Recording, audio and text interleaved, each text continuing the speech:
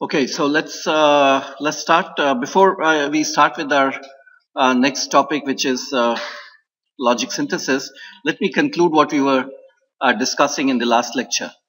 We were talking about the digital system, that the microprocessor performance, and we said one of the ways that in which we could quantify is look at the number of clock cycles that are required to execute an instruction. And in a microprocessor like 8085, we find that different instructions require different clock cycles, different number of clock cycles. Some require 13 and 4 and 7 and so on and so forth. And typically when one is trying to quantify the performance, what one has is benchmark programs, a series of benchmark programs which one runs on the microprocessor and looks at the performance. And so those benchmark programs would use some of LDAs, some of call routines, and some of various other instructions. And therefore one can talk about an average instruction, depending on the frequency with which LDA may be used 20% of the time, this may be used 10% of the time, and things like that. We can calculate on that basis an average instruction and how many clock cycles it requires. So just for the sake of argument, I gave that particular number, that if I look at 13, 4, 7, maybe, I don't know, 7 is a good number or 10 is a good number, I'm not really sure.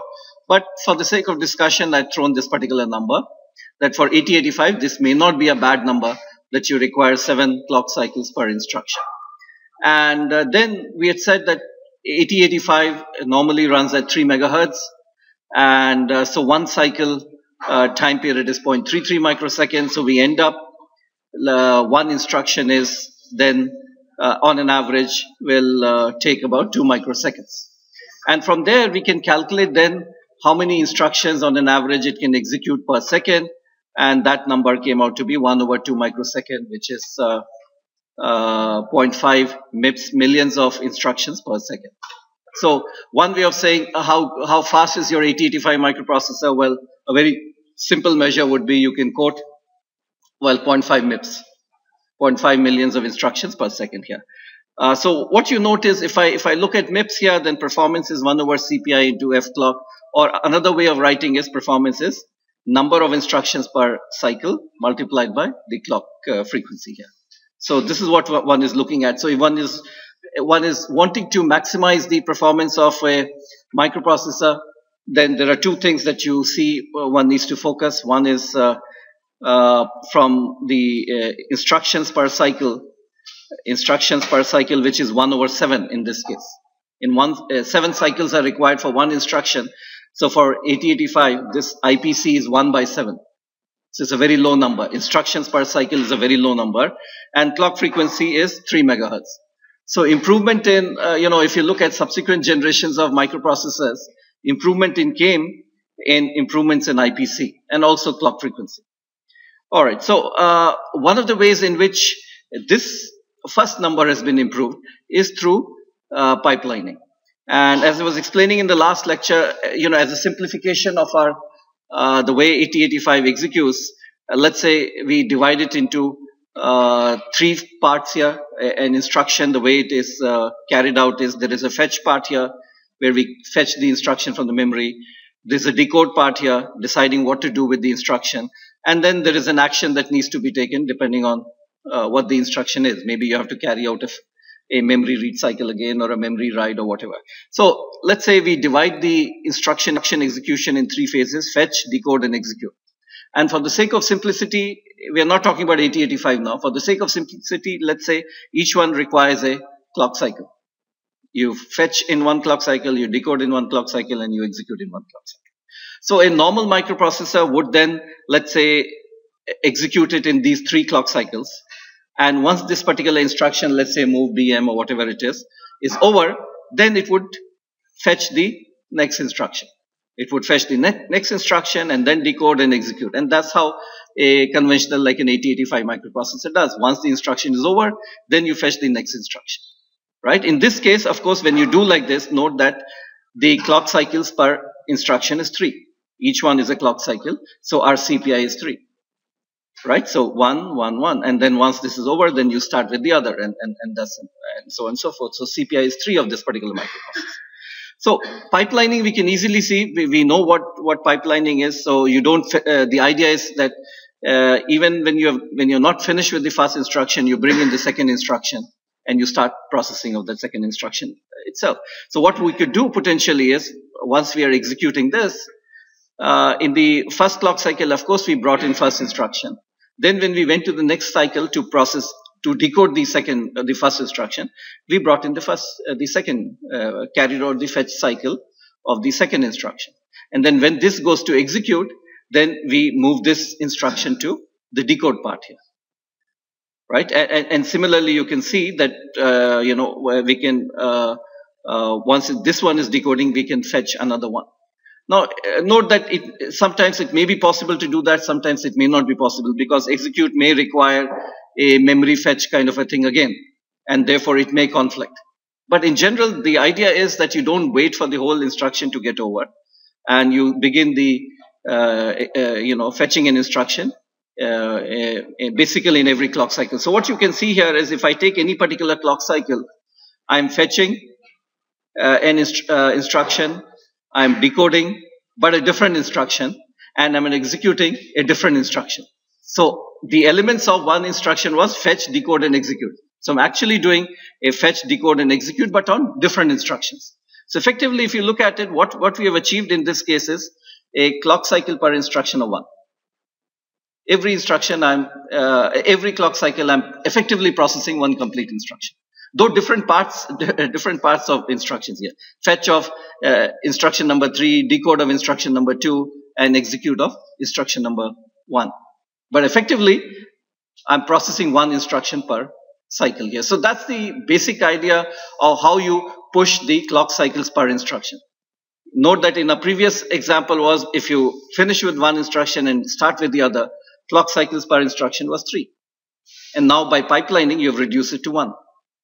Okay, so that's all I want, not just the microprocessors, most digital systems are all pipelined in order to increase the throughput, the rate at which you can process. In this case, the throughput is the rate at which you can process the instructions. Okay.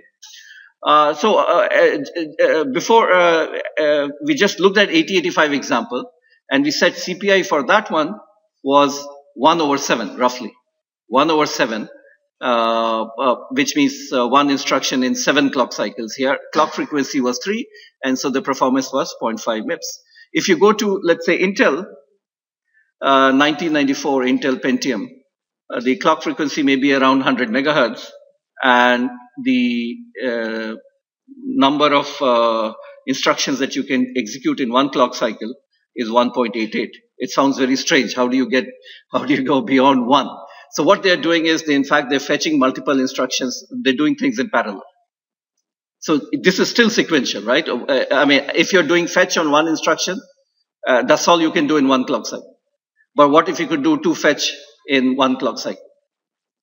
If you have more units, if you have more than one ALU, you could perhaps execute 2 add operations in the same clock. So by doing things in parallel, they've not even gone not even beyond 1, but they've increased it to 1.88.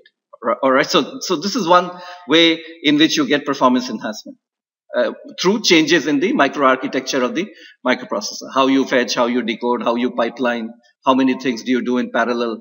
You get the CPI, clock cycles per instruction, to a higher value. From 1/7, you can see here to. So if you effectively see what is the improvement in performance from 0.5 MIPS to 188 MIPS. So it's roughly what? More than 300, right? More than 300, close to 400, let's say, increase in performance. Part of the increase you can see has come about because of the clock frequency. 100 here and 3 here. So factor of 3 or so, a factor of 30 has come from improvement in clock frequency. And how did the clock frequency improve? Well, here the transistor sizes were much larger here. 5 micron, maybe, I don't know, 3 micron here, and maybe close to 0.8 micron here. So transistors have shrunk and they've become faster. And which means that all the logic, everything becomes faster. So that's the reason why you can do things in 100 megahertz here, you have to do in 3 megahertz here. So one is because of transistors becoming faster. The other one is the architectures have changed, pipelining, doing things in parallel, and that has happened because note that here the number of transistors available on a chip was only 6,500. The number of transistors available on a chip is 3 million. So you have so many more transistors, and then you could do many things in parallel and things like that, which you couldn't do here. Okay, so when you have a lot more transistors, then the architecture has also evolved in order to take advantage of the large availability of transistors. So there are things that you can do which you couldn't do earlier with very limited number of transistors here, right? So the improvement in performance has occurred, one, because of transistors becoming smaller. The other one is more number of transistors. More number of transistors, which means architecture changes here. And one of the major changes that have occurred is that, for example, in all modern microprocessors, there's a large amount of memory which sits right next to the microprocessor, on-chip memory, which we call as cache. And so again, this course is not about microprocessors and computer architecture and all that. All that one is trying to do is illustrate that in a large system, what are the elements of a large system? One is what you're seeing is they're programmable. Large systems, they have a set of instruction sets, and then there is a pipelining there. Another important feature of all these digital systems is that you'll find there's a large onboard cache. And so what is the idea behind cache? Why are we putting this thing here? So note that microprocessors that we've been talking about, this is our microprocessor here. So this is one chip microprocessor, and it is interfaced with the memory, right? Memory is where all our programs and data and everything lies here. So this is a memory. A typical memory that is there is what we call as a DRAM, dynamic RAM, which we will study later on in our course. It consists of basically a transistor that you see here. The whole memory is arranged in the form of a matrix. Okay, so rows and columns that you see here is like a matrix, and each matrix element that you see here is a transistor and a capacitor. So the basic memory element is actually a capacitor. If you store charge on the capacitor, it means it's a 1. If there's no charge on the capacitor, it means a 0. The transistor that you see here is only to provide access to that particular capacitor here. If you enable this particular transistor here, then of course the capacitor gets connected to these lines and you're able to read and all that. And similarly, if you enable it, you can program the capacitor. You can add charge to the capacitor or discharge to it and all that. So your DRAM is nothing but is a capacitor. It's just a large area of capacitors on which you store the charge, and transistors are there to provide access. And the whole thing is arranged in the form of rows and columns and all. And of course, to access any particular bit, you need decoders. Your address line will come, and the address line has to be decoded to enable one particular one bit or a series of bits that are there. So you need decoders. And of course, there are read circuitry and all that to read the data and bring it out onto the data bus here. We will see some of these things in more detail later on here. So this is a DRAM. And this is your microprocessor. All right, so two major elements that are there. One of the things that has been happening right from the beginning is that if you look at the time that the microprocessor or the logic that is here, the time it takes to execute, for example, an add operation, versus the time that it takes to execute a read operation. Those two things have been diverging.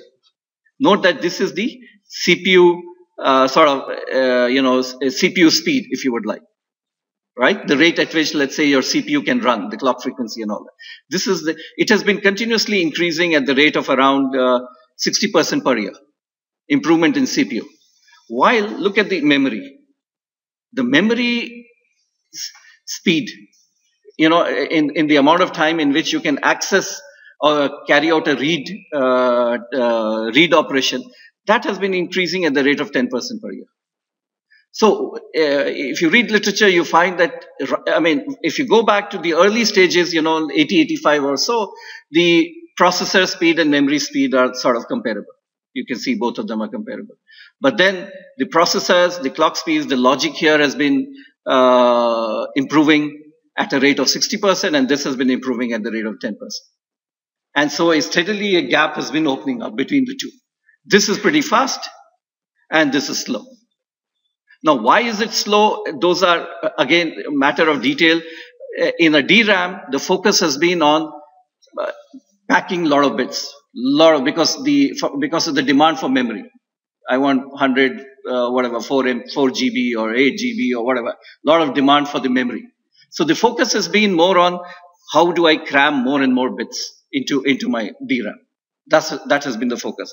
And also note that as this thing gets larger and larger, these decoders and all that become more and more complex. And so in order to reach a particular bit, note that from my address bus, I have to go all the way through the decoder, through these long lines that are there, and eventually arrive at that particular transistor.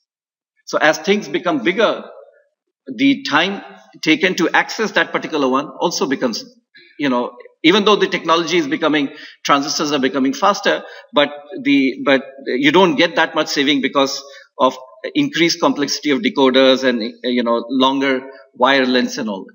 So memory has not been increasing at that particular rate, the typical DRAM. Its capacity has been increasing dramatically. With reduced transistor size, you increasingly get higher and higher capacity DRAMs, but access time has not been increasing like that.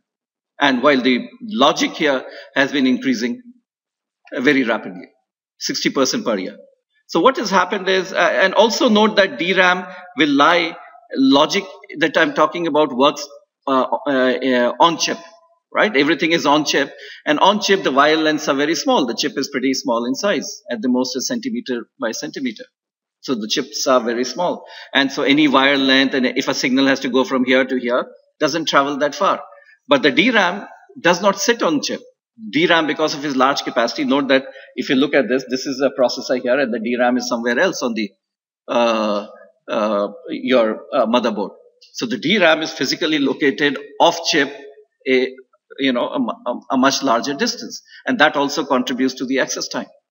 The access time for a DRAM is higher because it's off chip rather than on chip here. So there's a difference that comes about because of that. So note that what has been happening as a result of this gap between processor speed and DRAM delay is that the number of clock cycles that you need to read the memory from maybe in 80s or so, it was around 1 clock cycle, both were equally fast, to has gone up to maybe you require 200 or 300 clock cycles. 300 processor clock cycles are required to access the memory. So imagine a situation now, I have a CPU and I have a DRAM. And we have just seen the instruction set of a microprocessor. Every now and then you require a data. You have to fetch the instruction, you have to fetch the data and all that. Now, the processor is so fast, but it has to wait for 200 clock cycles for something to come from a DRAM. This situation is not tenable. So people knew that this is happening, and therefore there was a change in architecture that was required. And what do you do? Well, the change that was done was that you add on board, this is on one chip, you add some memory along with the microprocessor on chip itself. So the idea of a cache was born, that you add a fast memory very close to the microprocessor on chip itself, right? And so the idea is that yes, this may be slow, but this is reasonably fast. SRAM is reasonably fast. So the processor, the idea is that what you load in your cache, you load it intelligently, so that whenever a processor wants a instruction or a data, it finds it here. So we call that a cache hit. The processor, let's say, is looking for a instruction or a data. Now what does it do? It goes and looks in the cache. Cache is a small memory. If it finds it there, we say it's a cache hit, right? And the access time of this, I'll just show you, is very small. So it's able to execute and all that very quickly. But if it doesn't find it here, then it's a miss. And if it's a miss, then it has to go here, right? And then it has to, fetch the data from the DRAM and then suffer, right? So how do you load things into a cache? What kind of data, what kind of instructions do you load in cache? How do you load it? How do you empty it? All those become very critical factors here. So as an example, suppose this is 100 nanosecond. Accessing a DRAM is, let's say, 100 nanosecond. Accessing a cache, and cache is also, is not like a DRAM that I showed you here. It's constructed also in a different way. That's why it's also fast here. It's constructed, SRAM is usually made up of 6 transistors and all that. Basically, inverters cross-coupled to each other. Again, these are things that we'll see later. So this is 2 nanosecond and this is 100 nanosecond. Now, what is the basic idea? That, in a normal program, there are instructions that you are executing again and again. There are instructions that you are executing again and again. There is data that you are accessing again and again. For example, a very trivial example, let's say, look at this code here. Look at this code, maybe a nonsense code, but nevertheless, MVIC, it loads something in register C, is decrement C. And if the flag is, if it's not 0, it goes back here, loop 1. And keeps on doing it. Once it's there, then it decrements B, and then it goes to loop 2 and all. Right? If, let's say, the SRAM cache had not been there. Now, it has to fetch this particular instruction, take 100 nanosecond, then fetch this, take 100 nanosecond, then fetch this, take 100 nanosecond, go back here, 100 nanosecond, keep on doing it, right? And if this small piece of code, let's say, is just kept in the SRAM cache, in the cache here, it doesn't have to go to the DRAM. This whole piece of code that you can see here, this code is required maybe, depending on what I have put in register C, FE is required 200 times. 200 times you're executing the same thing. So if this small piece of code, instead of being in the DRAM, if it's in the cache, I don't have to go to the DRAM to access this. It's there in the cache itself. So you can see that there's a huge amount of savings. All right. So again, without going into the details, so the idea is that when you put on board, on chip, a fast memory, and now you may say, why not put the whole thing here? I don't have space, right? To put the whole memory next to the microprocessor, I don't have space.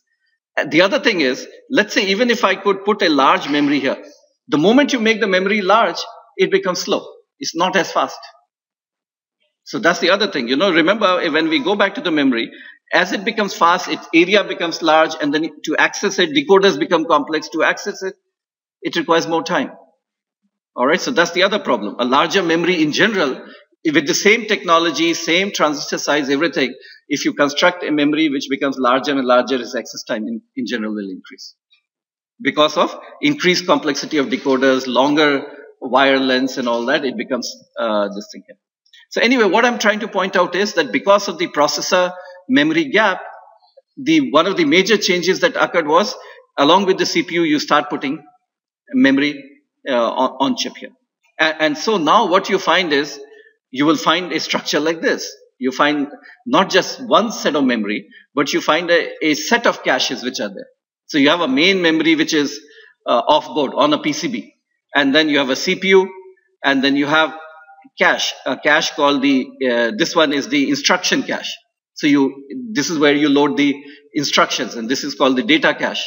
And then you have L2 cache, another bigger cache here. And then you have L3 cache here. Now, this is where you may be wondering, why don't I have one big cache? You don't want to have one big cache because it becomes slow. All right, so note the access times that you see here. The access time, the number of memory cycles required to access DRAM is maybe 180. The number of memory cycles required to access the L3 cache may be 40 cycles. This may be 10, and this may be 3 cycles. And a register is just 1 cycle here. So you have all kinds of memory that are there. You have a memory which is a register, very fast. And you have a memory which is L1 cache, which is small in size, but not as fast as a register, 3 clock cycles. And then you have L2, which is 10 and 40 and all that. Okay. So most, modern microprocessors, you'll have this kind of a cache architecture. So what is happening is, on a microprocessor now, a bulk of the area is actually going into this. Earlier, the whole of the microprocessor was a CPU. Now, a large part of the microprocessor is this memory that is there here. L1 and L2 and L3, all these caches which are sitting there. Okay. And of course, the next major thing is with more transistor count. So you have one CPU like this. Now you put another CPU, a second CPU. So you have dual core and multi-core and things like that. So with increased transistor count, and each one of them will have its own L1 cache and L2 cache. L3 cache may be shared between multiple CPUs. Right. So anyway, so this is where a complex digital system is gone. Right. This is where it is. A large gap between a logic. This is what we call as logic here. A large gap between logic and DRAM has been bridged by bringing on board a series of cache memories. Yeah. Which one? This one? Here you're saying, why not use this? It's not as dense. Cache, for example, you saw DRAM that I drew. It was one transistor and one capacitor, right? It's very dense. This SRAM that you see here will typically consist of 6 transistors. So it's not as dense. And there's a difference part here. DRAM, because there's a capacitor will discharge after a certain time. So it constantly has to be refreshed. You know, before the charge on the capacitor dies away, you have to read it and refresh it. So it has all these refresh cycles and all that. So this is ideal for large memory. You know, when you want to store lots of things, then you go to DRAM. Okay, but you are right. People have been another advancement in microprocessors and digital systems is they've been taking DRAM and putting it next to the CPU also, building a dense, larger amount of memory into next to the CPU. So those are called, they go by the name embedded DRAM, a DRAM which is embedded inside the microprocessor itself. Okay, so some people have taken that approach also. So note that here, these are fast, but these are small in size, right? So you can keep small amounts of code, small amounts of data in this particular cache. And so what are the chances? Chances are that you may miss when you require a data or an instruction, you may miss. So you may be tempted to put a bigger one. Yes, maybe your hit rate goes up. I don't know. Hit rate goes up, but it's slow. So all these compromises are there. This is a part of architecture design, how much cache to put. And how much cache should one put here in L2 and L3 and all that. So those are all part of those decisions, looking at how we distribute the memory. All right. So this is the, as I said, what has been happening in the microprocessor. There's a different microprocessor which has been evolving on its own, which we call as the microcontroller. So so the previous one, the focus is, there's a CPU and there's a memory and you have to fetch program and execute it. This other microprocessor's focus is not on execution of a program from a memory. Its focus is on actually interacting with the outside world and controlling it. For example, there may be a motor inside your washing machine and you need to control the speed of the motor. So the focus is on that rather than getting a large program from the memory and executing some complex algorithm. So this is also a microprocessor. But the idea behind this one was that let's make a microprocessor which is very convenient for a typical user, let's say, to use. So you don't want, to use a conventional microprocessor, I have to provide a memory externally and other things to make a complete system. So here what they said was, you have all these ALUs and registers and all that. They provided a RAM also. They provided a RAM on board, a small amount of RAM. Note that this is an early microcontroller, still very useful, 8051 still being used. 128 bytes of RAM is located on chip. And your program, you have 4K ROM, read-only memory. So you have a ROM also. So you can store your program, you can store some data here, and it has some timers. Frequently you want to, when you are interacting with the outside world, you want to do something, then wait for 10 seconds or 20 seconds and then send some signal again. So there are timers on board and there are dedicated input-output ports here. So it's organized differently with the objective of controlling external applications. Okay. So microcontrollers are again a separate class of microprocessors dedicated for that kind of this thing. And I don't have here. Another class is DSP processors, which are organized to execute digital signal processing kind of instructions. If you're making an FIR filter, you know that you take a coefficient, multiply it, and then add. So you're doing multiply, accumulate kind of an operation a lot. So again, instruction set, number of registers, caches, all those are organized towards a very specific application, which is executing DSP algorithms. While the previous microprocessor was a very general purpose, maybe designed to execute C program and things like that. Okay. While this one is for a control application, the other one is for DSP application. Anyway, so with this, we've already gone too much in this particular direction. We want to come back to our circuits part. So this is where we were, right? We want to come back to circuits, to implementation. So we said that, we have our RTL, whatever, this could be a part of a microprocessor or so. So this is where we said that after, whatever you're asked to design, you conceive it in the form of a data path and a controller. But the job is not done after, just because you've drawn these diagrams is not done. Each one of these things have to be taken to the, translated in the form of gates. And eventually, as we said, from the gates, we need to go to transistors and then finally to the layout. So we need to do, for example, some of these things are very well-known adders and all that are very well-known, designs are known, but nevertheless, they have to be translated into gates, each one of these things that you see here. More complex is, the control unit. In this case, it's very simple, 4 states are there, but note even for this, large number of control signals have to be generated.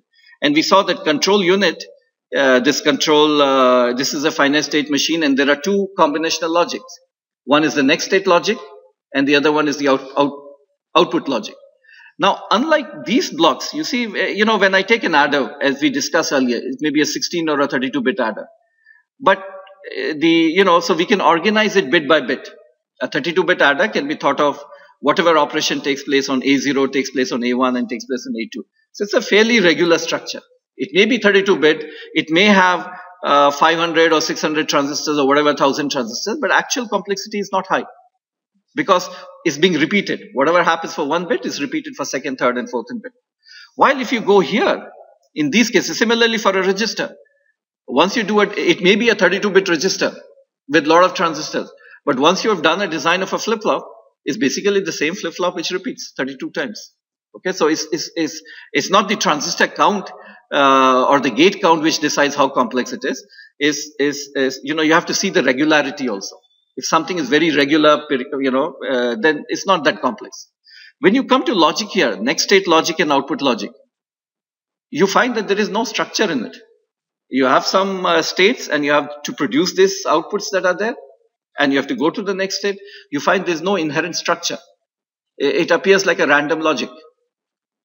So I may have let's say a 20 gate or a 50 gate random logic, which is far more difficult to design than, let's say, a 1000 gate adder, because a 1000 gate adder has a lot of regularity. Effectively what you have to design is very small. While here you may have a 50 gate circuit, but there's no order. You have a truth table and it appears random. There's no order. So, it becomes a design of a large combinational circuit. And that becomes a problem. Because, so what we need to do is, for those circuits, we need to translate something from a higher level, like these blocks that you see here, and even the next state logic and the output logic, to the gate level is what we call as logic synthesis. We have to obtain a gate level description of our design now. This is a register transfer level description of our design. We have to obtain a gate level description. And to do that, we have to synthesize the logic associated with each one of them, and especially this too, output logic and the next state logic. And one of the things that we have to do in logic synthesis is minimization. So for example, when I get all these control signals here, I have to synthesize the logic. And I showed you earlier, even in an 8085, the control logic was pretty big, occupying a fairly large area. So you want to do minimization. You want to minimize the amount of area. And so what we want to look at is how do I, for example, carry out logic synthesis. So in modern design systems, what you could do potentially after you obtain a RTL level description, you could use a logic synthesis tool which will translate each one of them to the gate level. But many times the quality of the translation is not very good, and you want to intervene manually and do certain things. For example, the adder may be very crucial. You don't want to leave it to the logic synthesis tool to maybe translate your adder description into a gate level diagram. It may not do a very good job, so you may want to do it yourself. Anyway, so logic synthesis, what we are talking about is, let's say each one of them, there's a Boolean expression which we want to transform into gate netlist. There are 2 parts to it. One is what we call as minimization, minimizing the logic, and the other one is, after minimizing it, actually coming up with the gate level description of the circuit here. Okay, so actually mapping your expression to the gates that you have available in your library, let's say. So that's the technology mapping part here. Uh, of course, the objective is always area, delay, and now even more important maybe power as well. So minimize area, delay, and power. So let's come back to the what does area mean at the logic level. Area has a real meaning at the physical level. When you've actually implemented it, you know what area is. At the logic level, when at the logic level, at the Boolean expression level, what does area really mean? Well, we could say number of gates and type of gates. That's one thing. The more number of gates that I use, you would say, well, I'm using more areas. The other thing is the type of gate. Some gates are more expensive than the other, more complex. NAND gate this is AND or invert. In single gate, it does in AND also, or also invert also. XOR is a more complex gate. So it's not just the number of gates that I need to count. I also need to look at the complexity of the gate, what type of gates I'm using. So this thing. The other one is the fan-in, a 2-input NAND gate versus a 3-input NAND gate versus a 4-input NAND gate. So at this level, I don't have a physical area available to me, but I can talk of area in terms of the number of gates, the type of gates, the fan-in of the gates. The more fan-ins that are there, maybe more wires that have to run. Wires also occupy a significant fraction of area here. So goal of area minimization may be expressed at this level in the following. Minimize the number of gates, minimize the complexity of gates, and minimize the fan-in of gates. At this stage. This is the information that I have at this stage. Okay, so I may want to, when I say minimize the Boolean expression, our objective is to minimize the Boolean expression such that I use minimum number of gates, minimum complexity of gates, and minimum fan-in of the gates here, right? Delay, if you look at delay part here, so that's the area. Delay would depend on the sum of delays of gates on the worst case path. So delay would depend on number of levels. How many levels of logic do you have? Okay, I'll explain in a minute. The complexity of gates in the path and the fan out of the gates. Okay, so let's look at this level of gates. This circuit has only one level. Is an input and an output. This one has two levels. One, and this gate will only work when the data from the previous level becomes available. So two levels of logic. This one may have multi levels of logic. 1 and 2 and 3 and 4 and all. So delay would depend on number of levels in the worst case path. So is it true that I should only do one level design? Is obviously trivial. You can't do that, right? Everything in one level. So 2 levels, maybe you can do. So should I always keep the number of levels 2? Minimize the number of levels for delay? Huh? Why add more number of levels? If it has to go more number of levels, it will more delay, right? Not necessarily, right? There are other things that are there. So it's not just the number of levels in the path here, the complexity of gates that you encounter. Now you could do something with the 3-input gate or 4-input NAND gate, but you could break the 4-input NAND gate into 2 and 2, add one more levels of logic. So either you could do in one level of, let's say, 2 levels of logic with a 4-input NAND gate, or you could add more levels here. So there's a trade-off. You can reduce the complexity of the gates by adding more levels of logic. Okay? So complexity of gates in the path, including fan-in. And then you have to look at the fan-out of the gates also. Because the delay of a gate, it depends on how many other branches, how many other gates are connected to it. So the delay of gate is not fixed. So these are the things that one is looking at. Delay would depend on number of levels, complexity of gates in the path, and the fan-out of the gates.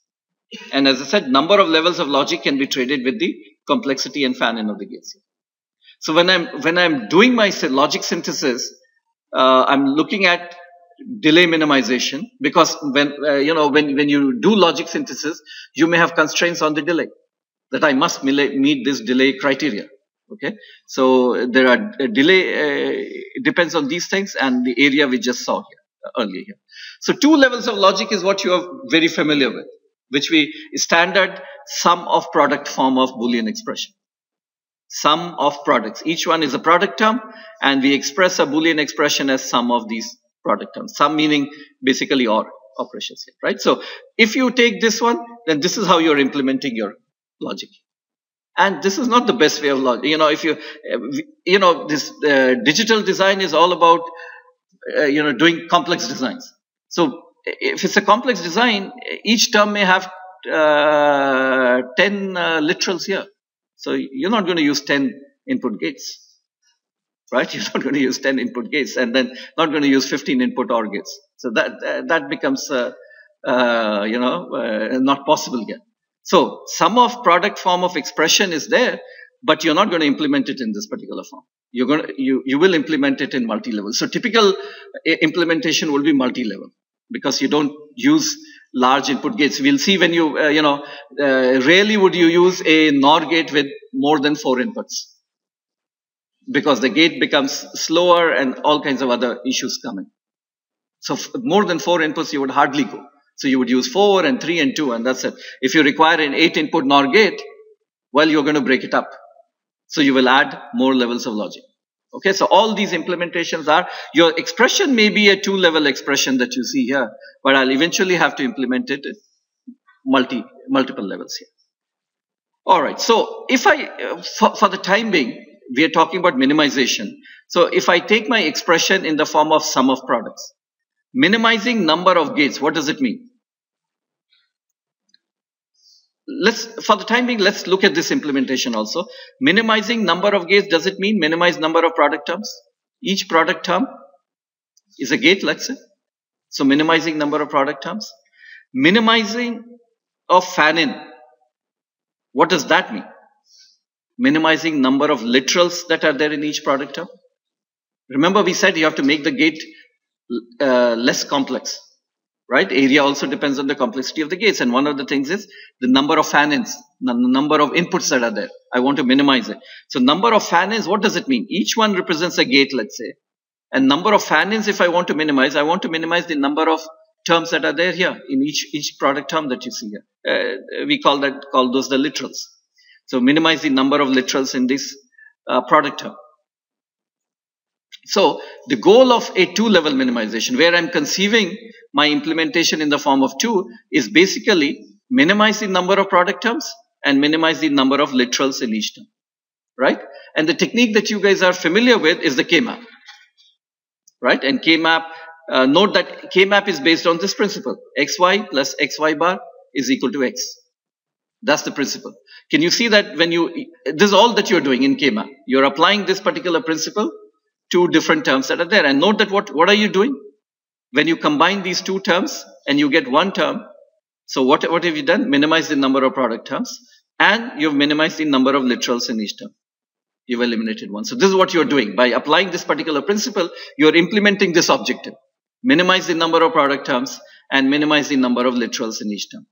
And, K-map that you are familiar with helps you to do that. Now, the larger message of K-map is there's a very, we get bogged down into, yes, you have to circle and all that, and you have to get minimized. But more important part of K-map is, the beauty of a K-map is what? Very important part of K-map is sometimes missed. You have a principle, right? You have to apply to this thing. Now, if K-map had not been there, and I give you an expression, applying this particular principle is not easy.